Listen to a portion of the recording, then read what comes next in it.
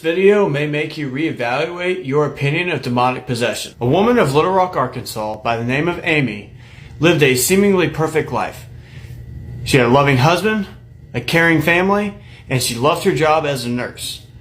This was all up until the point that she started having these strange occurrences. Despite her seemingly normal life, her family was shocked when they went up to the second story of her home and saw her sitting on the windowsill in some sort of trance.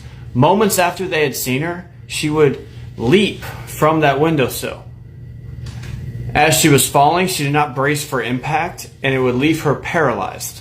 While doctors were trying to do everything they could to help Amy after this incident, there was whispers saying, why would she do this? Why would she try and commit suicide? But to everyone's surprise, she would state that it was not a suicide attempt, but she felt compelled to do this by demonic dark forces. Amy would state that these strange occurrences had started months prior.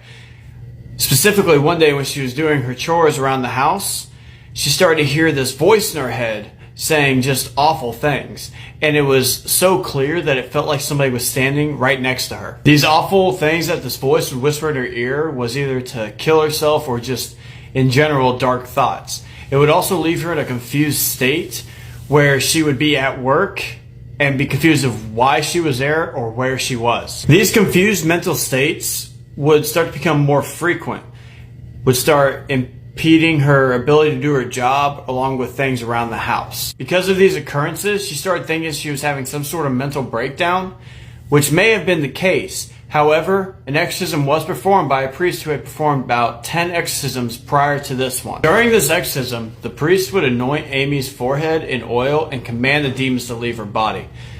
Very quickly after this, the voices stopped, along with any of the confusion bouts that she was having. This started to raise questions about how she could so abruptly become afflicted by these symptoms and so easily get rid of them. Even though the voices stopped and she was no longer confused at regular intervals, she never regained the ability to walk.